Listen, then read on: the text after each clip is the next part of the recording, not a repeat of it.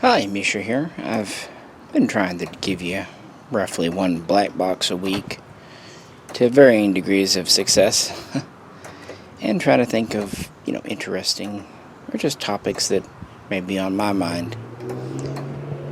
And I'm a day or so late recording this one. And what really kind of popped in my mind was guns. I know, shocker, right? But specifically, I did a collaboration with Rob Ski on the Swiss SG751, and when Rob told people it was $6,000, a lot of people just, I would say 9 out of 10 comments were just true, utter disbelief of that price tag. And when I told him what they were worth when he asked me, that was kind of a spitball. Turns out I was a little wrong. I had an auction end a day or two after that, and it went for a little under $6,300. So I was a little underestimating. But at any rate, to me, in 2021, that's expensive, but not, I don't know, doesn't shock me if it's something worthwhile. And I was thinking about how I got to that point, because if you had told me 20 years ago, I'd, consider $6,000 fair for a semi-automatic gun, I wouldn't have understood you. That would have made complete and utter nonsense. Now, to be fair, 20 years ago, $6,000 is more like 8, 9, maybe even 10,000 in today's money, and if things keep going the way they are, 12 and 14,000 very soon. Funny how when you raise the minimum wage that happens. When I was young, the minimum wage was $3.15, $3.20, something like that. So, part of it is just inflation. But part of it is just kind of recognizing value and retention of that. A lot of people commented in the video that for that money or less money, pick a number, they could say build a very much sub-MOA bolt action and fit it with a very high-end scope. Absolutely true. And if you spent $6,000 on a custom bolt action with a high-end scope, you know what that gun is worth the moment you pull the trigger? Hell, even the moment you sign the 4473? Not $6,000. Maybe 3 or 4 if you find someone who really wants it. It would depreciate like a brand new automobile. The minute you drive an automobile off the lot, its value goes poof. Other people commented that for $6,000 they could outfit several ARs or PSA AKs. And this is true, probably not to the greater extent, though, because you're not doing the eggs in one basket thing. So if you do want to spend $6,000 and your options are between a custom bolt action and, say, 6 quality ARs, yeah, definitely go 6 quality ARs. On the other hand, why do you need 6 quality ARs? Yeah.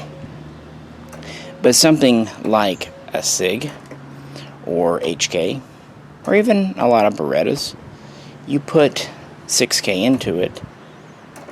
I know before this recent batch that came in via Dave, he told me that one went for $8,700 online, and routinely I saw $7,500.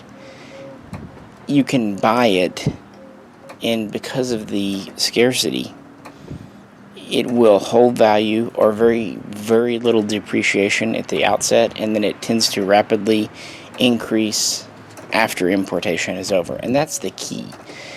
I'm not so much saying buy expensive guns. I'm saying buy expensive imports. Imports, as I've said ad nauseum, are volatile. They will get fucked. This could happen because the overseas company goes out of business, or the overseas company gets too busy with a major contract, or the overseas government puts the kibosh on it, or shipping companies are no longer willing or able to bring things over. Actually, getting a company to get guns from Europe to America last year during COVID was quite problematic and caused several weeks of delay and increased the price 5, even 10% in some instances. And that's before you get here. Then you involve the wonderful, fine, intelligent people, clowns, in Washington, D.C. Congress could pass new rules. The White House could sign a new executive order. Or the BATF could just decide to reinterpret existing law and order, no pun intended. There could also be another buying panic. Please, God, no. But there could be, and that would drive prices insane. So getting them over here is problematic. And then you get here. Most guns, when they get here, they hit an importer, and then the importer usually doesn't sell directly to dealers. JDI, Chain Imports, is a little unique in that because of how small quantities they bring in. But say Arsenal, they import. Arsenal doesn't sell direct. They basically sell to distributors. At one time, they used a few different distributors: Ellett Brothers, Xander's, AccuSport. These days, they pretty much just use K-Bar. Either way, you go from importer to distributor. Either one of those could go out of business, or something else could go wrong. And then, of course, you get to your dealers. You've got to get them and all that. So lots of things can mess up an import before it gets here. And always something happens. Always. It may take 6 months or 6 years, or in some instances, when we're really lucky, 20 years. But eventually, all imports end. So how did I get here? First off, and no one's accused me of this, but just to put it on the table, no, I don't have anything like a trust fund. And no, I'm not wealthy. I wasn't born into money, and I don't have a particularly high-paying job. What I did have happen to me, I was lucky. In the 90s, when I was young and getting into guns, I had a living stipend through scholarship. And no, the university scholarship had nothing to do with disability. It was a full academic scholarship. Literally, they had no idea I was blind. It didn't matter, test scores. Which was great, because I worked my ass off from freshman through junior year, which meant since I had my scores by the end of junior year, I could just chill out senior year. It was awesome. But I digress. So I had a living stipend, and it was pretty tight, but I could usually scrape $50, $100, maybe $200 together once a month. And most of my friends could too, but they would usually use this money to either go to concerts or music festivals, or they would use it on their car or girlfriend, or obviously going to the clubs, the bars. The club scene wasn't near as big in the 90s as it is today, but it was still existent. And of course, a lot of them would blow it on drugs, or alcohol, which is basically a drug. I'm not saying I didn't have fun. I traveled some. I had a girlfriend, at least for the first 2 years of college, before I realized I didn't want that. But anyway, I did not have a car, so that actually was a bonus. And when you don't have a car, you don't have gas, you don't have the upkeep of the car, you don't have a car payment, you don't have insurance. You save a lot of money not having a car. And if you live in a town with buses, yeah, you'll be okay. So that helped a bit there. I happened to find a little hole-in-the-wall gun shop that was packed to the rafters with old surplus guns. And in the 90s, after the fall of communism, there were tons of surplus guns. And it was a confluence of many factors that made them very affordable. Surplus was pretty affordable in the 50s and 60s, very cheap for really at that time. But in 1968, the Gun Control Act kind of changed the laws. It was in response to cheap Saturday night specials, handguns, and also cheap bolt actions like Oswald used to kill Kennedy. Also, you had the Martin Luther King assassination and the Robert Kennedy. So they had this idea that the evil black rifle of the day was actually an evil brown bolt-action rifle. So after 68, they made it more difficult to import surplus guns. And this was kind of the law of the land through the 70s. This is why you start to see fresh production military semi-autos like the FAL, more Valmets, more AKs appearing. But in the 80s, they started to loosen up, and in 86, while they did close the machine gun registry, tit for tat on that was they kind of opened imports back up for old guns. Plus, a lot of guns were finally hitting that magical 50-year mark, and CNR kind of became a thing. And it couldn't have been better, because right about that time, 1989, the Bush ban happened on importing those new production semi-autos. Of course, there were ways around that, but then the East started to fall. The Berlin Wall, and then various revolutions against communism, and then at the end of 91, Russia kicked off the Soviet yoke. And so you have all these Eastern European countries that are starved for hard cash from the West. They needed it bad. Their governments just collapsed. But guess what they did have? They had military factories, huge, that could produce Kalashnikovs and other guns, pistols. So those came in cheap. But more importantly, they had bunkers full of old guns from the 50s, 60s, and even the 40s and before. And they were thrilled to sell them. The exchange rate in the 90s was very much in favor of the dollar. And that's about the time I got into guns. So long story short, I could take $50 to $200 to the gun shop and walk away with 1, 2, occasionally 3 guns and surplus ammo to shoot through them. That's how I spent my pizza and beer money, as my high school advisor, counselor called it.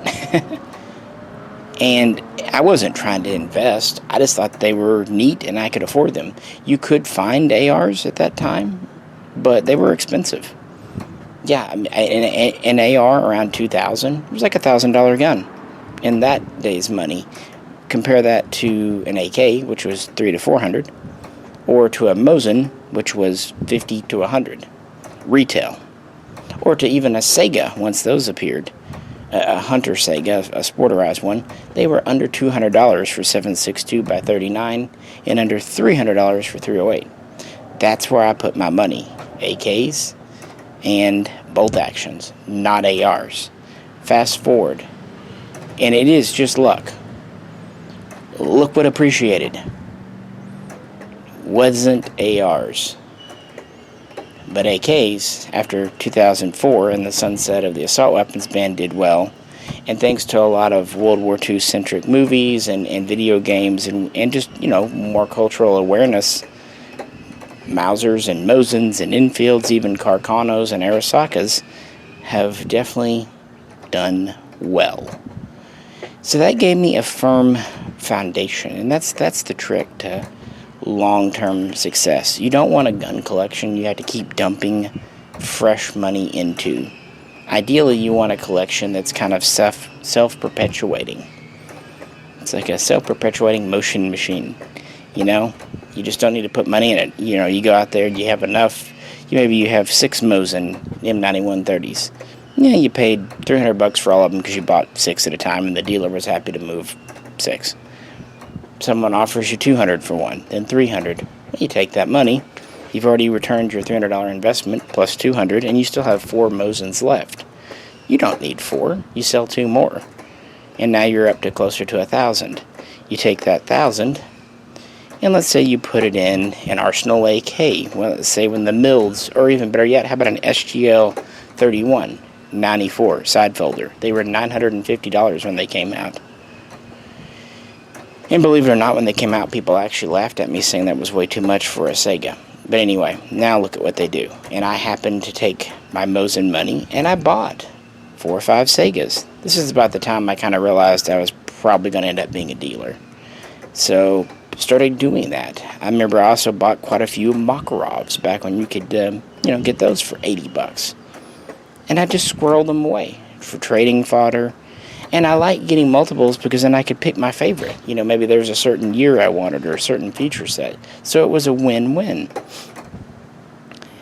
And so I took that money and I put it into other stuff, including starting the business. I was in Russia until the tail end of 2008. I came back here and kind of started job hunting after the holidays, so the beginning of 2009.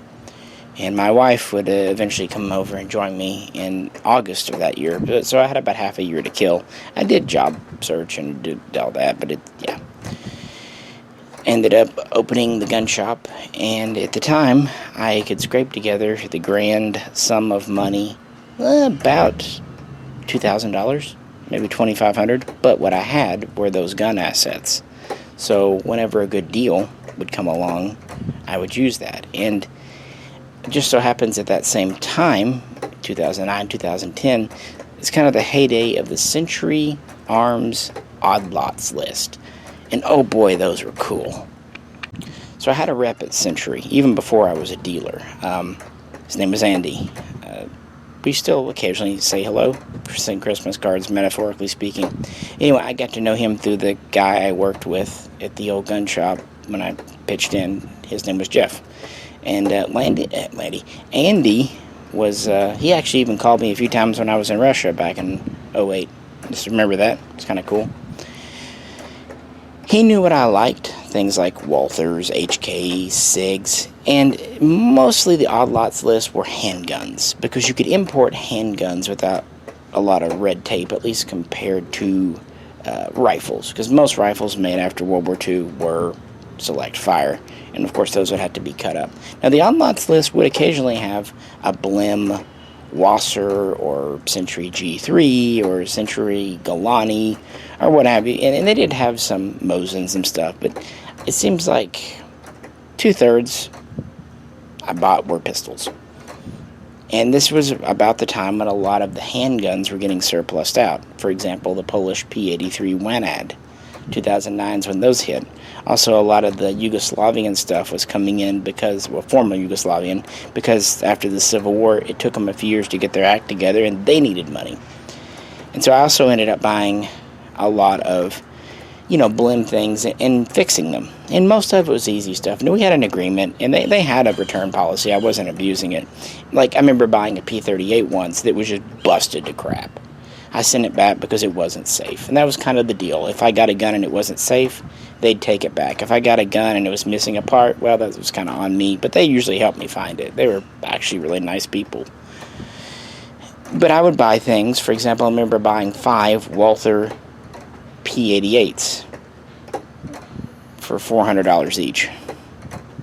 And a P88C new in box for $300, which I actually still have one of each. Yeah, when you do that a few times, you can turn $2,500 into more money pretty quickly. Plus, again, once in a while selling, say, an old Mosin or Wasser or SAR of mine when, a really good deal came out.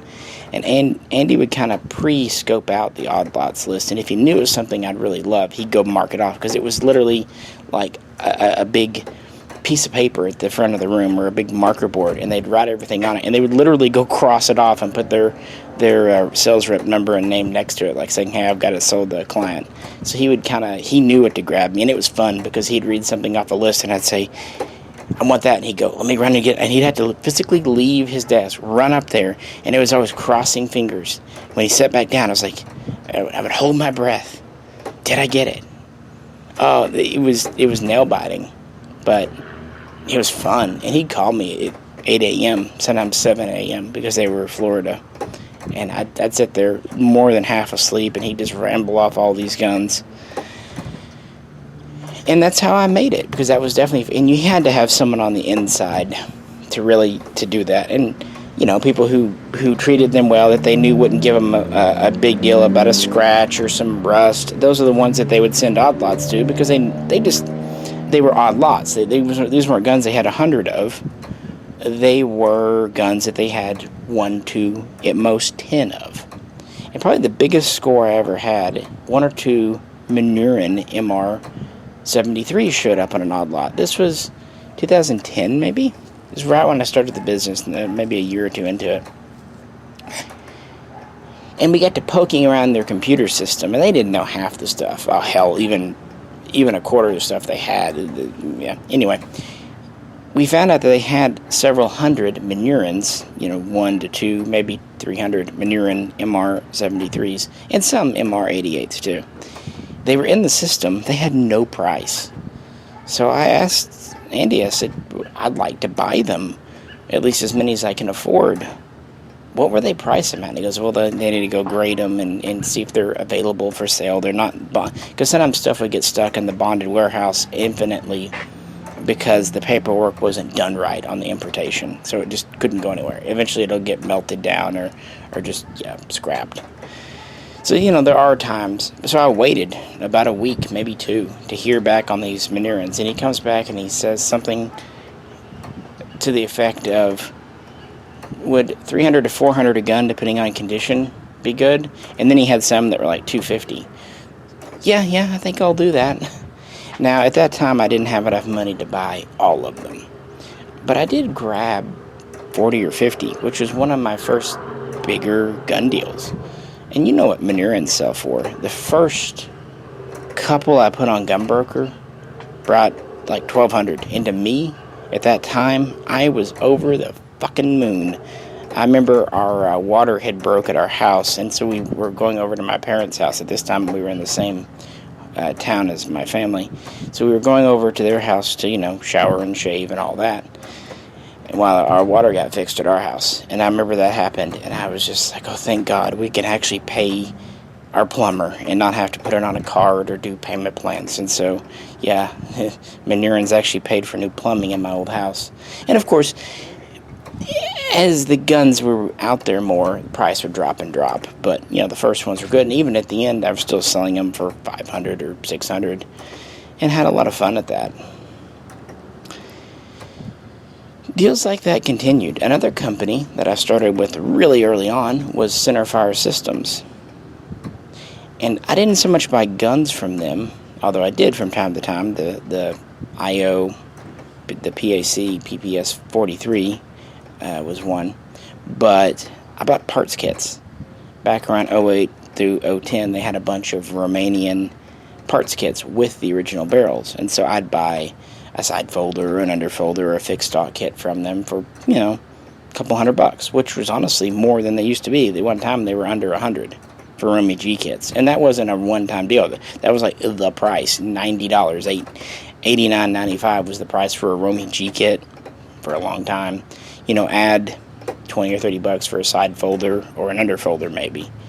Add $50 if it had the front dong for an under folder. Anyway, so I bought those kits and flipped those. Another early deal I remember doing is I bought several dozen VZ50s, the Czech little 32, and they were a blim gun, kind of a U-Fix-em that Century had, but they were like $40 each. And very few of them had major work needed, and only a couple weren't really usable, and those I just mined for parts. And I passed it along. I sold them to people for $80 to $100, depending on conditions. So I was able to pretty much double my money, but also give people a gun that at that time was selling for $120 to $150. So win-win. And that was another thing. I tried my best to give good deals. I mean, I had to remind people this was my profession, not my side hustle. And most people completely got it. But also, yeah, if retail was $150, okay, here, have it for $120. As long as I can make a buck. And in the beginning, I really tried to just do $20, $25 over cost, believe it or not. But when you're doing volume, that's okay, especially when you're spending under $100 per gun. But of course, prices would rise, surplus would go away.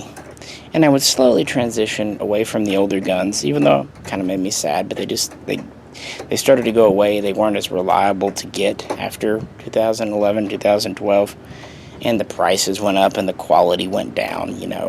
Good ceased to mean a gun that was pretty nice looking and usually meant a rusted out piece of crap with a cracked stock. And so I started working with, various companies for new guns. Enter Vector Arms. Now, I'd been a client, just a customer there since before the end of the assault weapons ban, so 02, 03. and I had ordered some stuff in down at Jeff's when I worked for him there. But I actually started really ordering a lot from them, and they started doing custom runs of G3s and HK33s for me, and custom Uzi builds on. They found some old IMI receivers. I ended up kind of being one of their, I don't know, prominent distributors, because they were a small shop, so they only could produce X number of guns. And that's actually how I really got to know Blaine in Atlantic Farms pretty well. I had first talked with him in the early 2000s, but again, just as a client. But the owner of Vector, since Atlantic was technically his largest distributor, and I was kind of second or third, he wanted us to all, collaborate together to just, work together, not compete against each other and not fight. And that's how we really started talking on a regular basis, just talking. And we realized we liked a lot of the same stuff. And if you remember, Vector, they were well known for making Uzis, but they also made some pretty nice AKs at the time. AMD 65s, some East German builds, some Polish builds.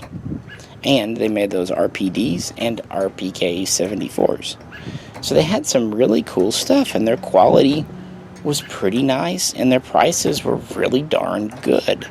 So I made a boatload of money during that time, and I actually had a lot of their stuff in stock when the Sandy Hook panic happened in 2013, running through 14. And what else did I have? What else? I also had met Mike at Colorado Gun Sales, and he was the one that really got me into the Swiss guns, the 5.50s, the 5.53s, which is kind of relevant to the beginning of this video.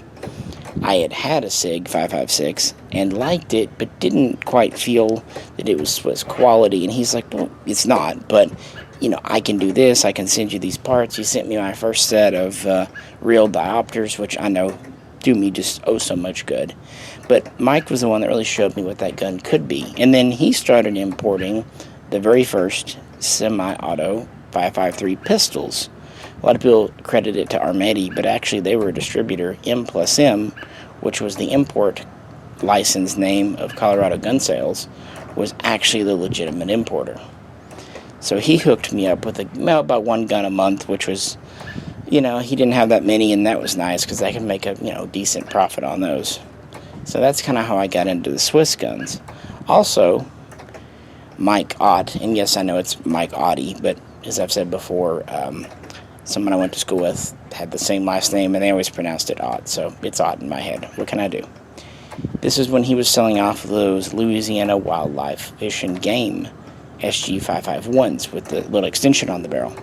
And that was one of our earliest videos, I think 2012, was messing with one of those. And Mike Ott gave me a really good deal. And that was probably one of my first bigger gun deals, 30, 40,000, which was pretty much all the money I had. So growing $2,000, $3,000 into that, part of it is investment, but part of it's just, honestly, fiscal mindfulness, I guess you would say.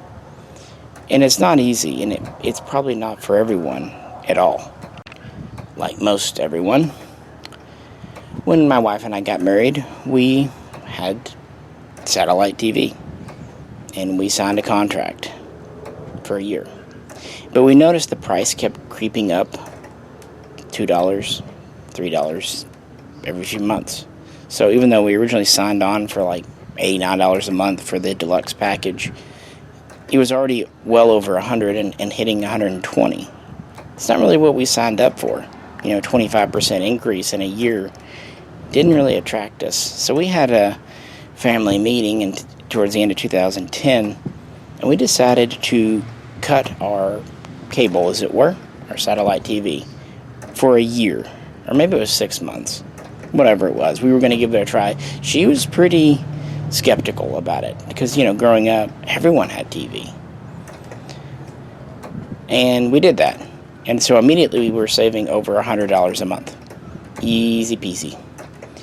And we never missed it because we realized a couple of years later we never even approached the other person when the 6 months or when your time interval was over to talk about reinstating TV. So obviously we didn't miss it. Another thing around that time, this was the rise of the iPhone, the cell phone, and lots of electronic gadgets. And we've just never been that kind of people. I'd rather put my money into guns. She would rather put her money into books. That's what she likes. She has a smartphone today, but it's a knockoff phone through a knockoff company. It serves her well.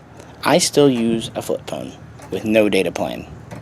It costs me $20, $30 a month for unlimited calling, which is about all I care about. Her plan with data, and I believe it is unlimited, it's like $50 a month. So even today, our collective cell phone is under $100, and we don't have TV. I know lots of people have $500 cell bills, and I'm not judging you. I'm just saying it's priorities. It's where you want to put it. For me, it's easy to say because I could use a smartphone. I just find it infinitely tedious and stressful, and I judged that it was too expensive for what I wanted to do. So I don't. Obviously, I still don't need a car, and my wife isn't a car person. And we got lucky with a car. We bought one of the Sunday cars from a little old lady at church. It was actually a 1985 Oldsmobile, but it had fewer than 50,000 miles on it, even after 25 years. And that was my wife's first car, and we paid $1,500 for it. She drove it for 4 years, and we actually sold it for $2,000 or $2,500. I know we sold it for more than we paid. And then I got her a new Ford Focus in 2014. But it was a demo car that had been driven a bit. It was still new with warranty, but it was a demo. So instead of being, I think it was like, instead of being $16,000, it was like $12,000. And they had really good payment plans and stuff like that. So I did that. That was our very first car payment. Yeah, neither of us have a car payment until 2014. And things went on from there. But I think you're getting the idea. We just don't. For me, guns have always been a thing, and I've always just been inclined towards imports versus domestic guns. And that's helped, because while not everything I've bought has appreciated, I've definitely made mistakes. My first French Lee 1917, which is their automatic, or their self-loading, I should say, 8mm Lebel rifle from World War I. The first one of those I bought, I paid $3,000 or $2,800 for. The guy ripped me off, didn't tell me. He said it was fully functional. Turns out it was missing most of the parts and actually had a major broken part. Yeah, I lost $1,000 on that. Sold it for $1,800. It was still worth that to someone for parts, don't get me wrong, but I don't want you getting the impression that I was always right. There were losses, but as long as your gains are greater than your losses and you don't get too crazy, and as long as you're not spending money. In fact, I haven't really been on vacation since I started this job. When you own a business, it's hard to get away for more than a weekend anyway. My wife travels to see her folks back home, usually about every 18 months. Originally, it was about it once a year, but it kind of decreased every 18 months just because she was busy at her own career as well. And we've had setbacks. I mean, we had the plumbing problem. We've actually had many plumbing problems. I don't know why. We've had 2 hot water tanks burst on us to the point I said, fuck it, I'm getting a tankless.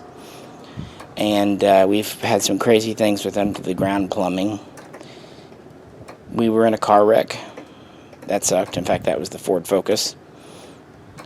And, bad things happen. We've had animals get sick. We've had cats get sick and get expensive. Life happens.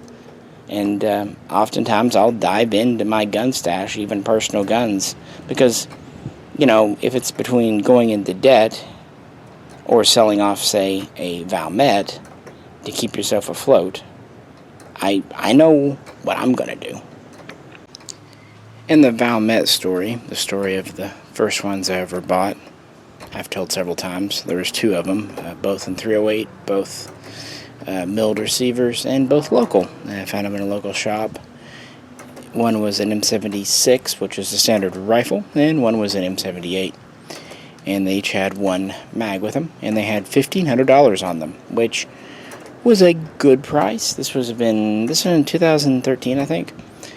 But it wasn't the deal of the century. Like, it was at a time when used, not in the box guns. I mean, these were nice guns, but they weren't brand new in the box. In 308 were $2,500 usually, $2,000 maybe on a good day. And they said, well, if I took both, they would do $2,800 for the pair, and throw in 2 extra mags. So $2,800, 4 mags. Obviously, I took that. And I remember that was the first time I ever owned a Valmet. I'd seen them a lot, of course, but yeah. And that evening I came home and I set them in the living room floor, and one of my younger brothers was there, and we watched a movie, and I just sat there and played with them. I was just overawed that I had a Valmet. This was the same time, more or less, that I got the 5.51 from Mike Ott, and I was the same way there. This was when, after collecting for about 15 years at this point, I started to get some of those white whale guns. And almost all of them were either because I just happened to walk into the right pawn shop or gun shop, or I had done a friend a favor and they were paying me back with it, or they were just trying to do something nice because they knew I would really enjoy it. So it wasn't me. I mean, those Century Odd Lots, I got those because Andy was being nice.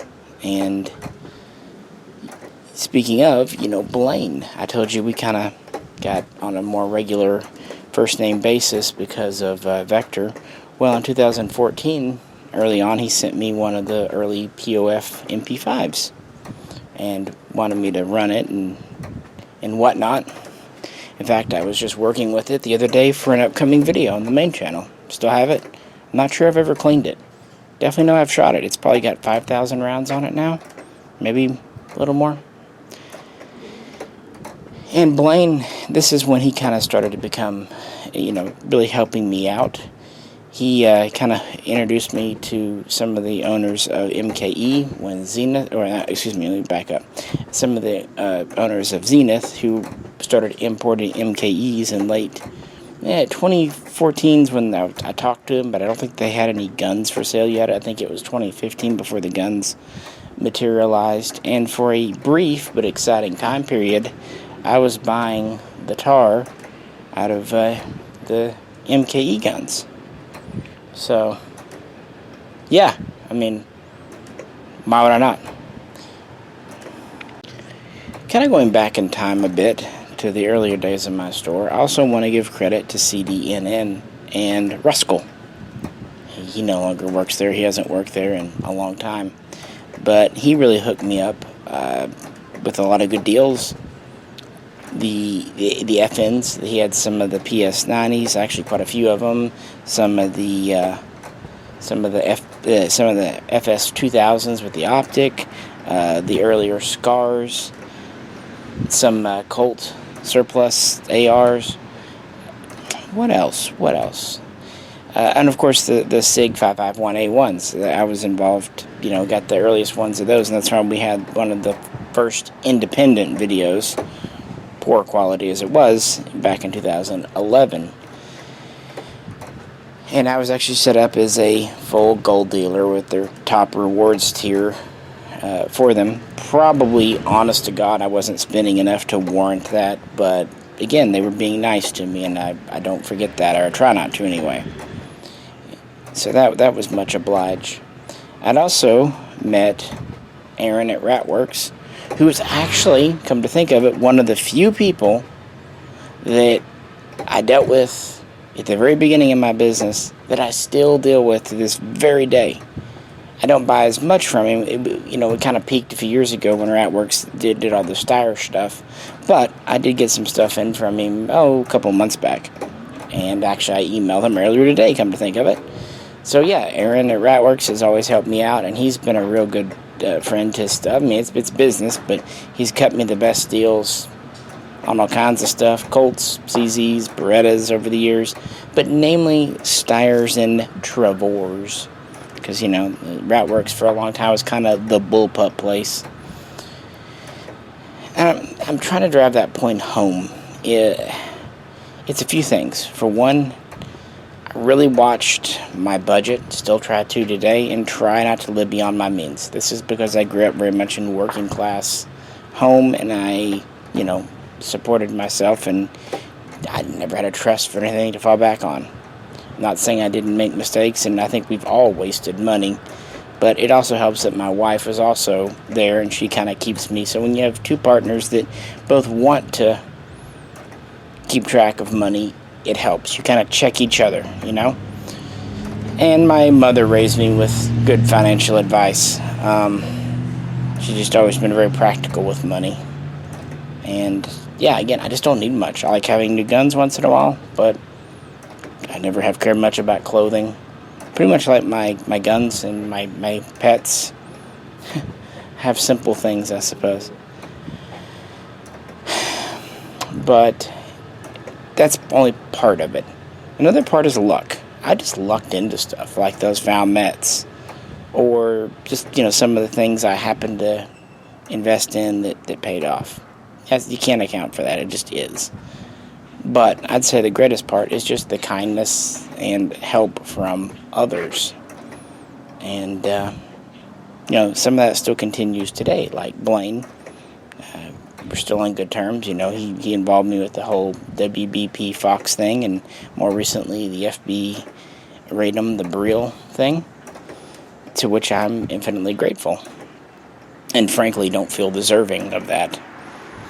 I definitely don't think I'm really anyone of note. I'm just a person.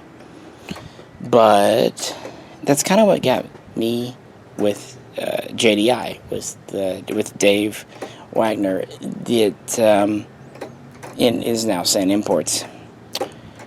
By 2016, I was a member of the 55X community, the SIG 55. It is, and back then especially was, a very small community. Those of us who owned either like 551A1s or a few of the Micot 551s, whatever, we kind of all knew each other. And moving into 2016, we had been cock-teased so many times by these guys who said, "Yeah, I'm gonna bring in Six with SIGs. I'm gonna do it." And over this would happen. There'd be some guy at SHOT Show, and it got to the point where I was especially very jaded. But one of my regular customers at that time, he must have barely been 18. Even now, he still seems young to me, even though he's in his mid-20s. I'll keep his name quiet just in case for anonymity. But he can out himself in the comments if he wants. But he asked me what I thought of this new company, JDI, and what they were claiming to do with the 551s, and if I'd ever heard of this guy named Dave. And I said, frankly, no. This was either late 15 or early 16, somewhere in that period. And he said, well, yeah, he's taking pre-orders. I think it was $500 down, and at that time, the pre-order price was $3,200 for a 551 SB, so 14-inch barrel, with diopter sights and an alloy lower, so it was all black alloy. I didn't know, $1,000 to give to someone, and you won't see the guns for 6 months, and this company they've been around a little bit, but they haven't really done Swiss stuff. I thought, well, okay. I just called him one morning. That's kind of my, when I'm not sure, I'll just call someone on the phone and feel them out. So I called him about 9 or 10 on the morning. We talked for a reasonable period of time, nothing crazy like all day. It wasn't love at first sight, but we talked for, 30 minutes or an hour, got a feel for each other, and he was doing limit 2 per customer, so I ordered my 2 551s, and I told this young client or customer of mine, after I got off, I called him and said, well, I guess I trust him because I just gave him money, and so he ordered one too, and then we patiently waited for our 551s. Figuring, if it turns out to be nothing, you can always do chargebacks on credit cards. But lo and behold, with very little fanfare, Dave did what so many others before him said they were going to for sure, definitely 100% do, and never even brought in a single bolt. He brought in Swiss guns. Originally, the company was SIG, and then it became SAN, and now it's back to being SIG, or specifically Sig Sauer AG. But it's the same building in Neuhausen, Switzerland, although it's grown and shrunk and grown again over time as orders come and flow and whatnot. So they're as legit as anything. And with the good experience of the 551s, I continued to order whenever Dave would do a pre-order. He did the 551 LBs, and then, did some 550s. And from there, different 553s. And I would just continue to buy from him, and we would continue to talk and get to know each other. And once in a while, he'd go, hey, so a customer canceled on a gun, or a customer ordered a gun, and they spec'd it wrong, so, he doesn't want it. Do you want it? Yeah, sure, I'll take it. Or, I've got this extra thing come in, or once in a while, he'd sell something out of his own collection, and I would take it. Just little things like that. Once in a while, I'll ask him if he can do a slightly better price. If he says yes, I say thank you. If he says no, I say no harm. I had to try, but I don't badger him over it. And we've just, over a 5-year period, just established a good working relationship, which has honestly matured into, hopefully, mutual respect. I sure respect the hell out of him. And I think something like honest friendship is at least as much as, professionals kind of get. I think we both look out for each other as best we can. And we both believe in the products. And we're both in the same business, different ends of it, but we're both small businesses just trying to make a go of it. And, meeting him and selling his guns has really boosted my business, which is came at a really good time. Remember earlier I said we haven't always had the best of luck. Well, in 2017, we took a couple of major financial hits, like 5 digits each. And the digit didn't start with 1. Anyway, it doesn't matter. But thanks to selling Swiss guns, I was able to, pay those off. And, keep on going. And that's another thing. If you can avoid going in debt, credit card debt, or any other kind of debt like that, that's the ticket. Because once you start paying that interest on debts and stuff, student loans, that kind of thing, that was another thing I guess I should mention. I didn't have a student loan. And to be fair, when I went to college, and it was probably the last generation of college students that can say this, but most of my friends didn't have student loan debts. Or if they did, they came out of college with $10,000 or $20,000. That was it. Back then, you could either work your way through college, because it wasn't crazy expensive. I think my tuition was like $6,000 a semester. I mean, it's not cheap, but, yeah, you can afford that then. Or they actually had plenty of partial and a few full ride scholarships like mine. I know they got rid of most of those over time, which is, oh, don't worry, we'll give you loans that you'll be paying off till you're 50. Yeah, great. But there's another thing, too. Probably a topic for another video. And that's really how I got into the Swiss guns. And, if you get 10 of them, or 20, you end up being able to keep 1 or 2 for yourself, like that 751. But I also don't get terribly attached to guns. I try to be pretty strict with myself, because if I kept everything that came in that I loved, I'd never turn any money. It's like I really wanted to keep one of each of the G36s that Mike Ott made, the G36E, the G36K, and the G36C. But I just couldn't. Even at the discounts that Mike Ott gave me, I couldn't. I had to pick my favorite and just be happy with it, which ended up being the E. And the Swiss guns are a little different. I do have a couple. I mean, I've ended up keeping maybe 4 or 5 total that are long term. But most of those, if something were to happen, like we were in an accident, all but maybe 2 would potentially go to pay things. That's what happened to my Valmet collection. At one time, I think I had 6 or 8 Valmets. I sold all but 2 of them to get our house, and then I sold 1 more, getting me down to all of 1 when we were in the car wreck. But you know what? Selling that one paid our car off. So It's needs a must. And you just can't get too attached to it. There's priorities. Guns are a very high priority for me, but they're definitely not the highest. In my business here, I've gone through several booms and busts. Right before I officially opened my shop, even though I was working for a gun shop, there was the Obama election panic. I came back to the U.S. a month or so after that started off. So I took advantage of that in the beginning of 2009, even though I wasn't a dealer under my own recognizance yet. I would be later that year. But then there was a lull in 2010. Then there was a small bump in 2011 for some silly stuff that no one remembers now. But there was the big one because of Sandy Hook, which was some pretty good money for a while. And then there was another pretty decent one in 2016 because everyone was just so sure that Hillary was going to get in there. But when she didn't, there was a pretty big slump in 17 that continued on through 18 and 19. A lot of these companies, actually younger than mine, got in 2013 or 14 during the good times, and they didn't realize when the wind stopped blowing and the water gets calm, your little boat quits moving anywhere. But you have to diversify, and that's actually why the Swiss guns were so important, as were like the G36s from my God. Weird little boutique guns like that, even though you may only sell one a month, they can keep you afloat. They at least keep the lights on when AR-15s and sometimes even AKs aren't moving. Now, I haven't mentioned AKs much in this. I've always continued to sell arsenals ever since I started the business. Of course, I sold Segas and Vepers, Molats when they were available.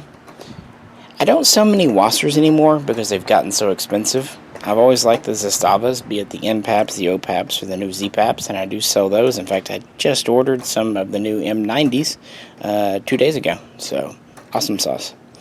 Can't wait to get to shoot one of those. But my main AKs in the last few years have been Polish, be it the FB or the WBP. And part of it is I can recommend one to a customer with full confidence they'll love it. And if not, I'll help them sell it. And that's maybe only happened twice out of, more than a couple of guns. People like them, and I like recommending something people will like. It's nice to kind of put the right person with the right item where everyone's happy. I make money, sure, but they have something they can enjoy, and everyone wins. I like that. And I'd rather work with people than against them. And I'm not saying I'm perfect. I've definitely had gun deals go south, and looking back, I made mistakes. Sometimes it was my fault. I can have a temper. Moreover, not so much that I get angry, as I just get cranky. I'm not in the best moods when I wake up. I'm also not terribly happy when I'm hungry. And sometimes, guys, the phone rings when you really are trying to get to the bathroom just to take a giant dump. And the more they talk your ear off and you're sitting there doing the dance, you start to lose a little patience. It's not their fault, but, it's one of those things. But no, more often than not, I try to, be mindful of their positions and flexible and just build relationships because I'd rather do that, and I enjoy doing that. And that kind of gets us through now. I survived the doldrums of 2018 and 2019, and then, of course, 2020 was COVID time. In 2019, in November, I lost one of my favorite distributors that had pretty much been with me from the beginning, Lou Horton, and one of my favorite sales reps, Robert. I really miss those people. Luckily, though, again, good timing, and honestly, it was more luck than great instinct. I had always sold Mossbergs, especially the 590s and 590A1s, and Remingtons, especially the police guns, through them. And as they were closing down shop at Lou Horton, they were marking stuff down, way down towards the end. And I essentially bought them out of all of their 590, 590A1, 870, 1187, and 700 Remington police guns. And I paid a really good price. I mean, let's just say hypothetically, a gun that I normally would have paid $500 for, I paid $300. The thing about Mossbergs especially, the margins are terribly low, especially on your cheaper Mossbergs, like your 500s. I sold them because I really like them. So, yeah, I might buy a Mossberg for $200 and sell it for $220 or $250. But I did it because it was a good shotgun. Remington, the margin was slightly better, but you had to be mindful to buy them on sale. If you paid full distributor price, yeah, you were making 10% on $500. So, $50 on $500. Meh. But yeah, they had some that were discounted. Some I thought was, well, okay, regular price was $500, I paid $300. I'll sell it to a customer for $400, $450, making better margins and giving them below distributor pricing on a new gun. Win-win. So I had a bunch of pump shotguns and some semi-autos and some shockwaves at the end of 2019, and then COVID hit. And I don't think anyone could have guessed that the next big buying panic in March and April, running through June of 2020, was shotguns, especially pump shotguns. Semi-autos sold too, like Benelli's, but the pumps sold really well in a lot of coastal areas, in a lot of cities, because a lot of people felt uncomfortable in cities. And as crazy as the laws are in places like New York and California and Connecticut and New Jersey and everything, they still don't have restrictions on pump-action shotguns. So that was something, when in doubt, you could always just sell them a pump. And I was trying to make deals for a bit, but I was chewing through what I figured would be enough inventory to last me 12 to 24 months. I was going through it at such a fast rate, I quit doing buy nows on Gunbroker. I'd started off low. Let's say, again, metaphorically, hypothetically, had $300 in a gun. I'd started off at $350. Just no buy now, letting the market, determine its thing. And, well, that, lasted. I was pretty much out of shotguns by June. I had a few stragglers. I ended up selling, demo guns. I had a couple of partially broken guns, nothing crazy, but, the bead sight was broken off one. One of them had a scratch on it from shipping. One of them, the box got destroyed. You know, what I would normally just sell as used or whatever. I even started putting those things up. I even put a few guns together from random parts on receivers I had just to have guns. So definitely by July, I was out of shotguns entirely. I even dipped into my own personal. I sold 2 of my personal Benellis, and I sold 2 personal Mosinbergs and 1 personal Remington. Yeah, just to have inventory. So I sold 5 personal shotguns there, and I also dipped in to sell some of my AKs. For example, I sold 2 of my WBPs. They were both Lynx pistols. One was a classic, one was a tactical. But yeah, that's how bad inventory was. People were buying, but we couldn't get anything. I had mentioned Benelli. That's another one I kind of fell into for a couple of years there. That was thanks to a distributor I'll keep unnamed for different reasons, but I had the hookup to get the surplus contract overrun Benelli LE guns. Could be Supernovas, Novas, M3s, M4s. It's fine to sell them to civilians, but they can only sell them if they were contract overruns. They couldn't just directly order them. It's a whole thing. But anyway, I made good money on those, but those have been gone for over a year because of the situation. But anyway, I took the money from COVID. Plus, last year, as sucky as it was a cheaper year to live in. Didn't eat out as much, didn't travel, so you could live pretty darn cheap on ramen. And there were days we did that. And my wife was smart enough to have stocked up on, what they call it, PPE at the beginning, because her dad, he's retired now, but he's a doctor, so she stocked up on gloves and antiseptic and hand sanitizer. We actually ended up bartering that. I traded ammo for some hand sanitizer at one point. And I traded some magazines, shotgun magazines, for some PPE material for my local pharmacy because they couldn't get masks in my local pharmacy for a couple of months. So, hey, weird things happened, but we all took care of each other, and it wasn't a bad experience in 2020. We thought we had made it out, coast is clear until, early this year, my father, but. Anyway, I don't want to get into that in this video, but you know what I mean? It almost seemed like we got out okay, but at the end, we didn't. The money that was saved and from the Lou Horton's batch is actually what I used to buy the Swiss guns from Dave in May. And that all started going back to that original, 2,000 or 3,000 I kicked in back in 2009, and the Century Arms odd lots, and buying cheap old rusty surplus guns. So maybe I should just title this video How I Turned Rusty Mosins into Brand New Swiss SiGs. It's just work, and a lot of sacrifices. Some of them maybe I wish I hadn't made, but I made a lot of sacrifices for my business. But the only thing I tried not to sacrifice was for my wife and time with her. But she's one of the few things that was more important to me than work or guns. But didn't need a fancy phone, didn't need new computers, didn't need fancy vacations, don't really care about new clothes. Hell, I don't have to see myself. As long as my wife's fine with it, I don't care. It's just what it is. And so, yeah, and it was just a lot of hard work, like the whole Valmet deal. Yeah, I turned the 2800 into several nice Valmets, but there's a lot of time, several man hours, and my time is worth money.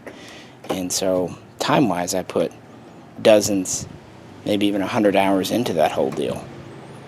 But I'm happy to do it. I like staying busy. If you can't tell by the main channel, I like research, which is good. I generally speaking, more often than not, like my job, which is good because I work 50, sometimes 60 hours a week. And I have done so for 12 years? Yeah, 12 years now. Coming up on, it'll be 12 years in August.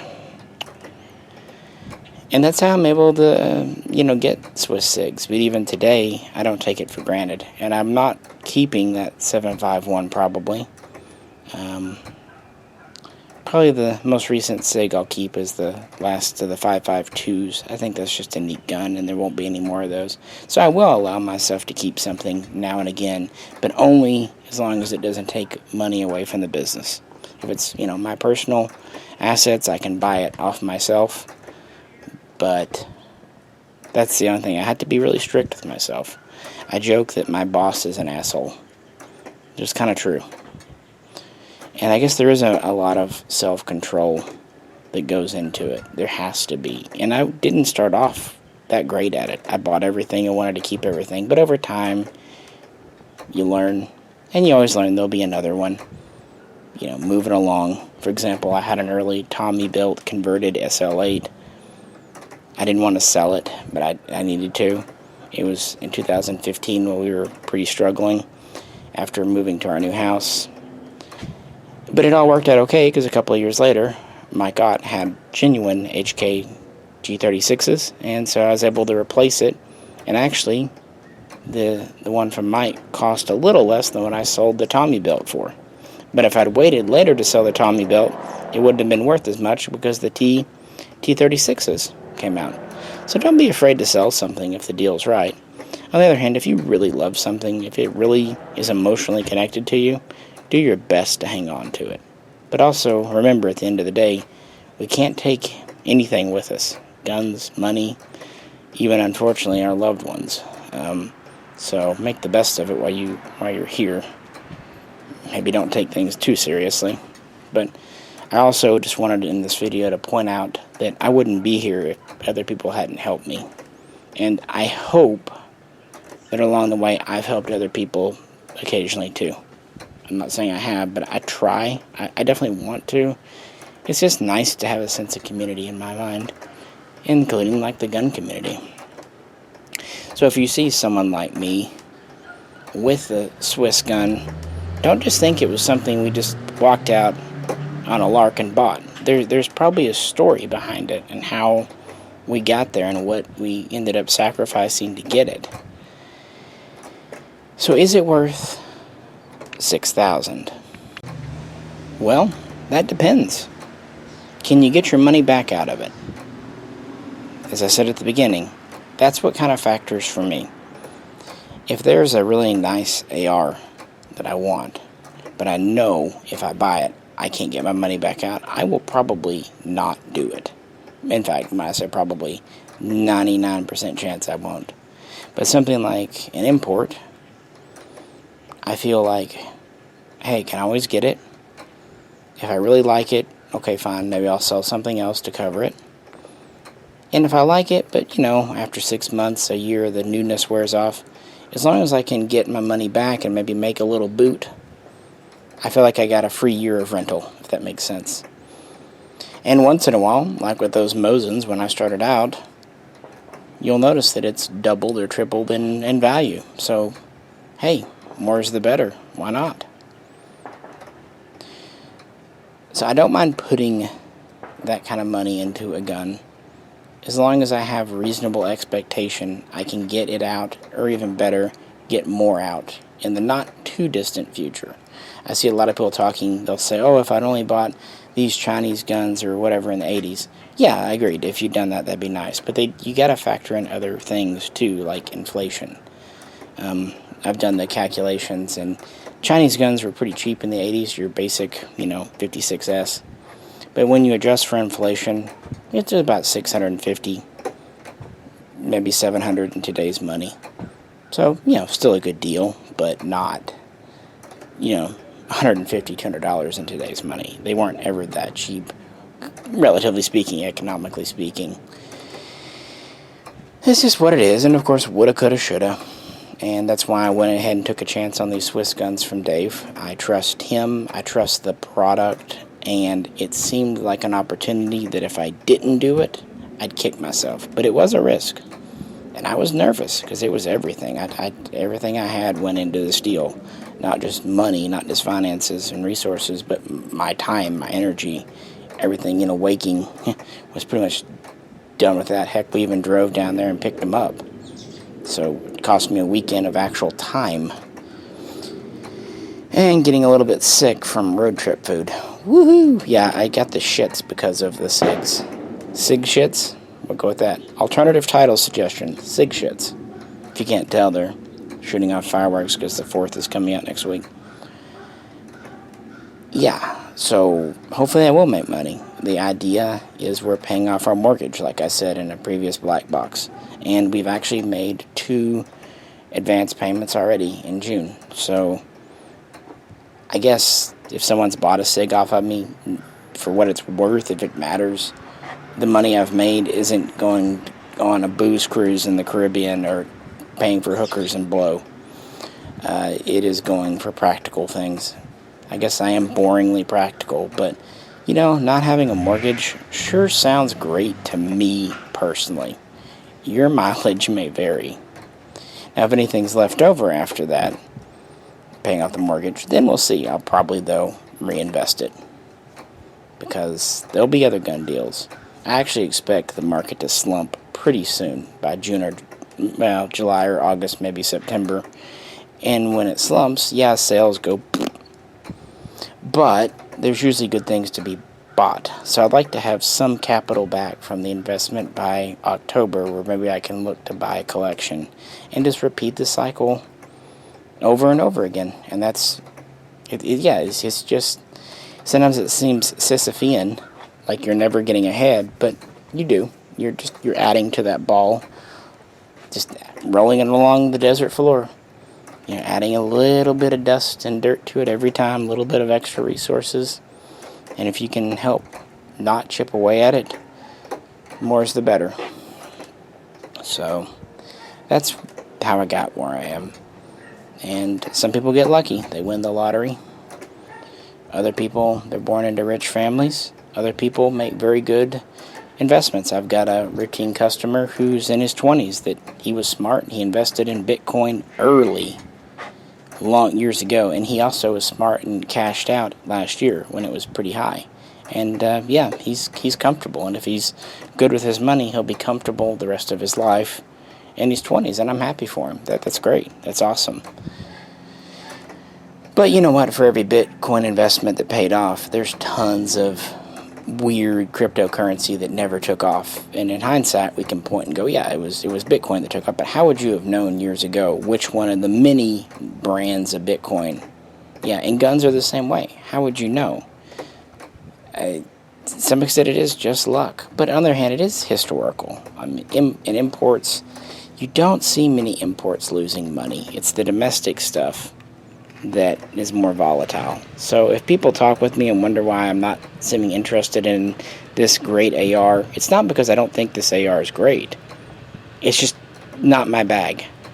I don't want to be a huge business. I like my small size. It allows me to be flexible and be my own boss, make my own decisions. And it is exhilarating to make deals. And yeah, the SIG deal was my biggest so far. But hopefully it won't be my biggest, historically speaking. Hopefully in 20 years I'll look back on this and hopefully it'll just be yet another step like all the ones in the past. As to what happened to vector firearms, that would make an interesting video in and of itself. You can Google it. It's a story. Truth is stranger than fiction. Atlantic is doing better than ever. Unfortunately, Lou Horton, like I said, closed. Ratworks is still doing good, as far as I know. CDNN, I haven't really bought from them in a long time, ever since Ruskell left. Zenith, I think they're pretty well gone. I think they're still in business, but they lost the MKE contract to Century. Century, I haven't really ordered from them in a long time. They don't really do odd lots anymore, and they're you know, the RAS 47 Visca thing kind of soured me on them. But I'd still tell people to get their stuff. And while it's been a little bit on again, off again over the years, I'm still selling Arsenal. In fact, I just ordered a couple more yesterday. So, yeah, it's one of those things, you know. We've been together so long. In fact, my FFL's older than K-Var's, funny as that is. What a road it's been. I really hope that 2021 is better than 2020, though, guys. My God, last year took so much out of me. I was just thinking last night, I really need something unequivocally good to happen. Like, just positive. And we all need that. Maybe humanity needs just something universally good to happen to us. Like a little bit of good fortune to balance out just all the shit we suffered last year. Because I think it broke a lot of spirits and certainly bent a lot of others. So let me know what you think. So I hope that maybe humanizes things a little more. If nothing else, it was a nice afternoon. I know I didn't record it at night for one time. That's why you probably heard cars and stuff. But sitting outside talking with you. So, yeah. Appreciate you hanging out. As always, if you could, please like, share, and subscribe. And as always, please visit the main Mishaco channel to actually get something more than just a black box. And next time I'll make a shorter one. I just felt like giving a longer one this time. Just needed to talk. Yesterday was a really stressful day, and I needed to blow off some hot air, if you know what I mean. And with that, I'm going to go have some dinner. This is Misha. Catch you very soon. Next time.